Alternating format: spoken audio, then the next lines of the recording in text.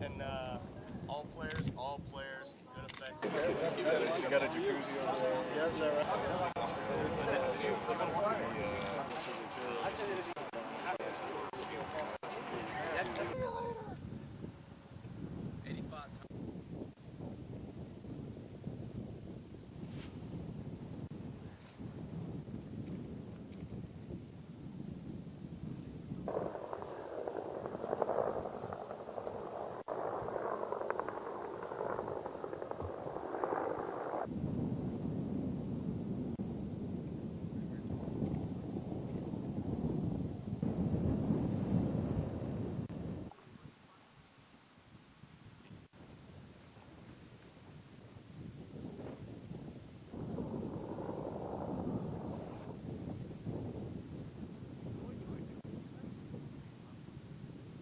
We got about 297 tons of poppy seed. If you break that down, ONDCP believes that we have about 157,000 hectares growing here in Afghanistan. If you take all these poppy seeds that we have, it takes about 15 kilos to grow 1 hectare. So if you break that down with the amount 297 tons, we would have about 11,000 hectares, which would be spread and would be growing poppy. So you break that down a little bit further, 157,000 hectares in the country. 18,000 is what we disrupted today. That's about 11% of the poppy grown here in the country. So that's significant. If you break that down to liters, we got over 4,000 gallons. You break that down into liters, we got, I think it's about 14,000 or so liters. You break that down, it comes to over $8 million. And what's significant about that is unlike selling heroin, selling morphine, where a lot of times the traffickers will front the drugs, let the drugs go, and then once it's sold, the drugs will come back. These chemicals, it's always cash up front, so somebody is going to be out $8 million, which is going to be significant. And we got some heroin, some finished product of heroin. We got a decent amount of opium. We got a lot of hash. And of course the chemicals, like I said. In unison, as you folks know, with the second MEB, we had planned to raid these bazaars for multiple reasons, from finding HME material, IED material, narcotics, precursors to produce heroin.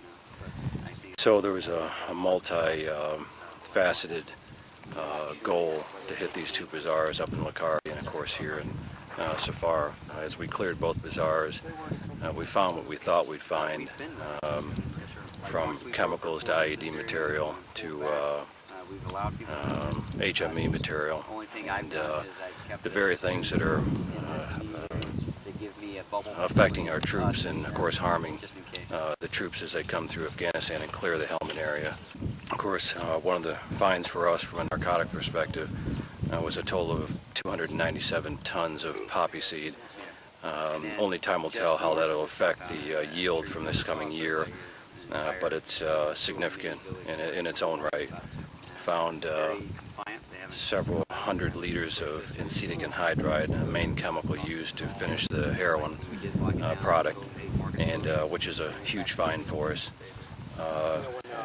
We figure acetic anhydride goes for anywhere from $500 to $800 a liter here in Afghanistan, which makes it a pretty hot commodity to finish the production process off.